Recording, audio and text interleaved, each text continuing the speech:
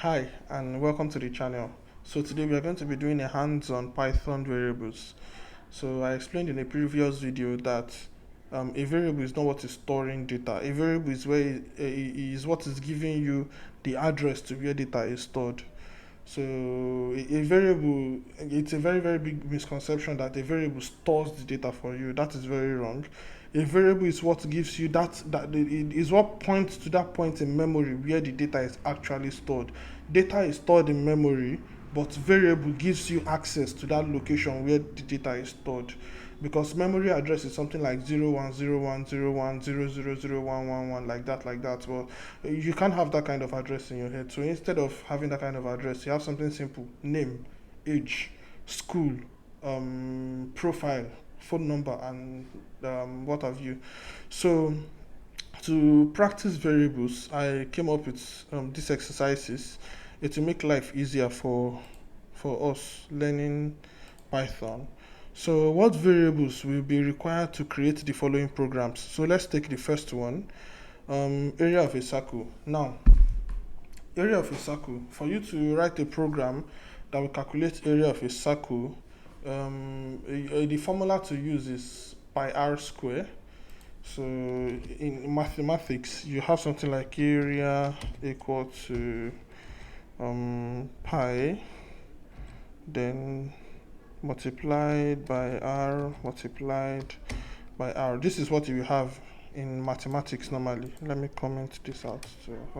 So you'll be having something like area equals to pi multiplied by r multiplied by r. So working with data, if you can give me the value of r, pi is a constant and pi is 22/7. So if you can give me the value of r, I can basically give you the value of the area. So the variables I need to declare to write a program to calculate the area of a circle is only the radius. So for this first one, the answer is just radius. Radius is the only variable that I have to declare. So just radius is the only variable I have to declare for the first one, because pi is a constant. Pi is 22/7, which is basically 3.142 and blah blah blah. What have you? So most people stop at 3.142, but for the first one, the answer is radius, because if you want to calculate the area, all you need is just radius. The pi is a constant. So for the second one, a debate judge between two parties. So basically, for this second one, most debates are judged based by depending on the scores both parties have.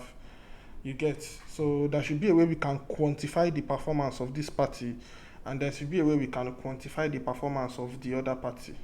So basically, I'm going to be having the score for the first party. I'm going to be having the score for the other party. Then, based on this scores that I have, I can decide which one is higher. If the score of party A is more than the score of party B, then party A wins. If the score of party B is more than the score of party A, then obviously party A wins. But if the score of party A equals to the score of party B, then obviously both of them, it's a tie. So with what I've explained now, the variables you have to declare is just the score of party A, then the score of party B. So normally, a short way to declare those variables, you can say maybe score A we stand for the score party A could generate, then score B. So if I can get this data from whomever is going to be giving me the input, I can be able to do my job as a debate judge, because all I have to do is just to compare the numbers. So for this first one, the score of party A will be the first variable. Then the second one, the score of party B will be the second variable. So I can just say, you can declare the variable anyhow you want to declare it. You can say, to make it more readable, you can say party A score, then party B score. Okay, so for the simple interest calculator, let me space this thing to make it more readable. So for the simple interest calculator, The formula of simple interest is PRT over 100. So principal times rate times time over 100. So what are the variables that you're going to be needing for you to be able to calculate simple interest? For the numerator, you have the principal, the rate, and the time. Those are the variables you need to declare over 100. 100 is a constant. You are not declaring a variable for 100. So what would be the answer to this third one for the simple interest calculator? The variables you have to declare is basically principal, comma rate, then comma time, and that is all. Just principal, rate, and time. Well, to make the answer more robust, radius is going to be okay. Let's just leave it for now. So the principal, the rate, and the time. That is all you have to declare for the simple interest calculator. So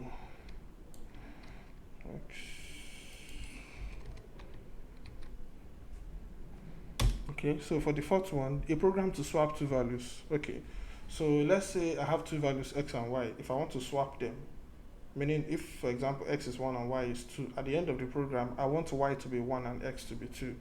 So how can I do this? So the first two variables that will come to your mind to declare for this kind of program is the variable that is going to be referencing the two values to swap. For example, 1 and 2. So I can say a and b, or x and y. Those are the first two variables I want to declare.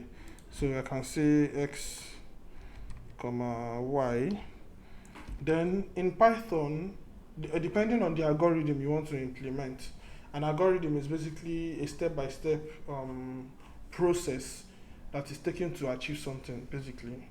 So to get something done, to get a task successfully executed, that's an algorithm. So we have the x, we have y. Then you can have a temporary variable. For example, Python allows you to do something like x equal to 1 and y equal to 2. So if I want to swap these two values now, I can declare a temporary variable, say temp equals to the value of x. Do you understand? So now since temp equals to the value of x, then I can now say x equal to the value of y. Then now that x is taking the value of y, then I can now say y equal to the value of temp.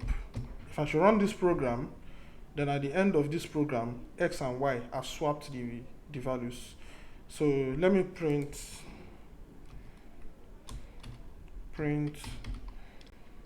x comma y. Let me run the program. You can see initially x is 1 and y is what? 2. But I printed x first, then y. You can see x is 2 over here, y is 1. Let me make it more, let me make it clearer. So f formatted string. You can just ignore the f for now. Sometime in the, while your learning journey continues, you will understand what I did here, formatted string. So I can say x equal to the value of x, and then go to the next line and say y equal to the value of y. Okay, so if I should run this, okay, you can see x equal, and initially x was 1 and y is 2.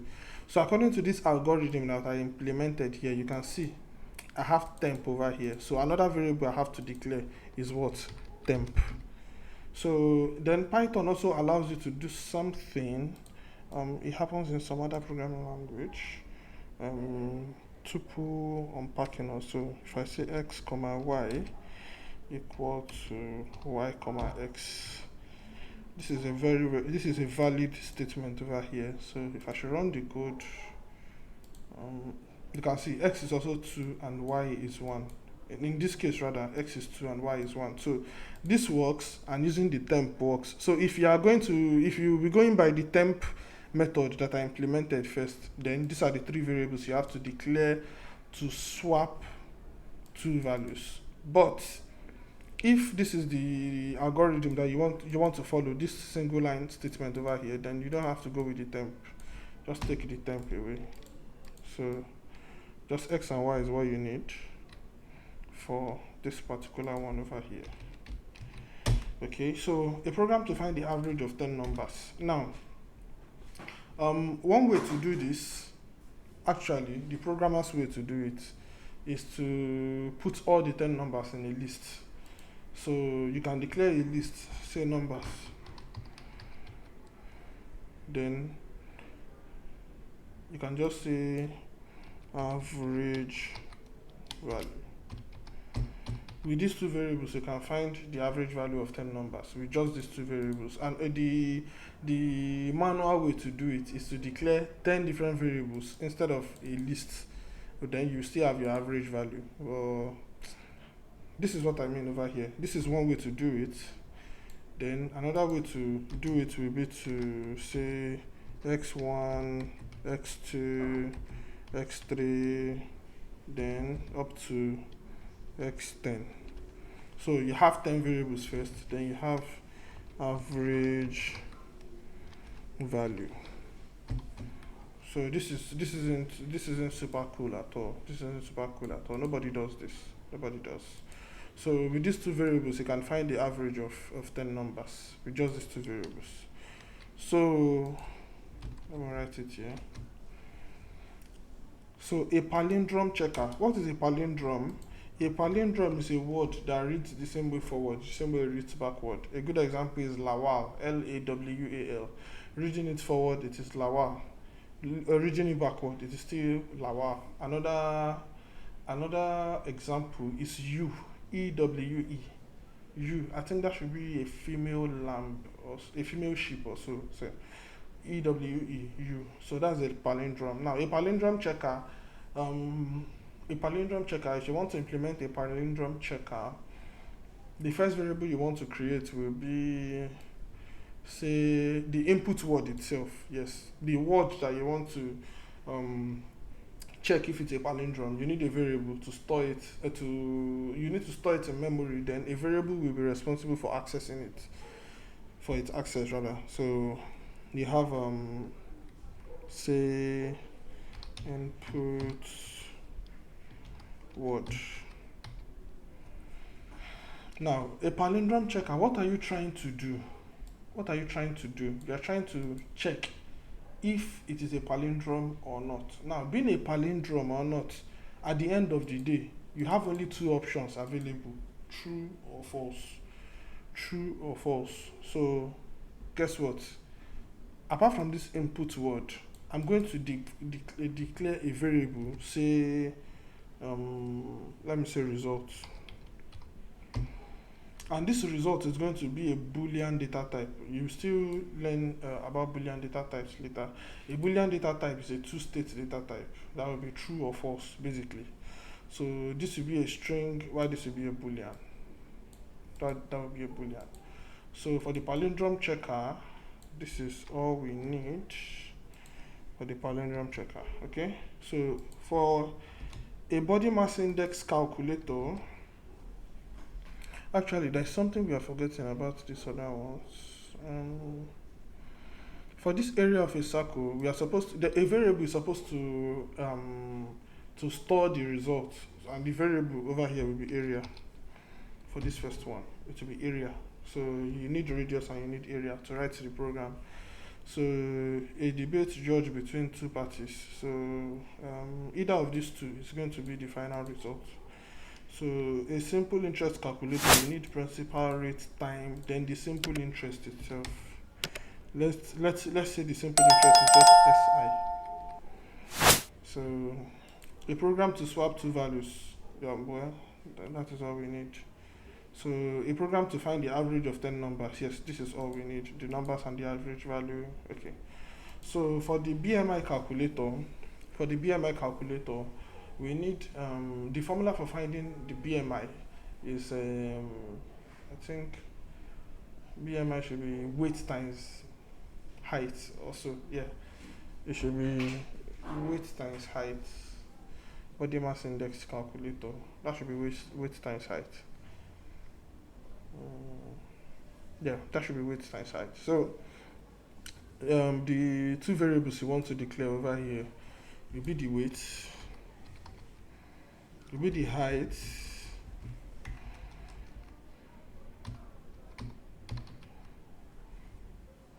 No, the BMI calculator formula should be weight over height square. I can't remember. Weight over height square. Yes, that should be it. But even if the formula is wrong, I'm sure it has weight and it has height in it. So apart from the weight, the height, then you need the BMI itself. Those are the three variables you require to write a program for a body mass index calculator. So we bring it over here. Then for the random number generator, what you need is to, okay, so at first we need a variable that is going to be holding the final random number,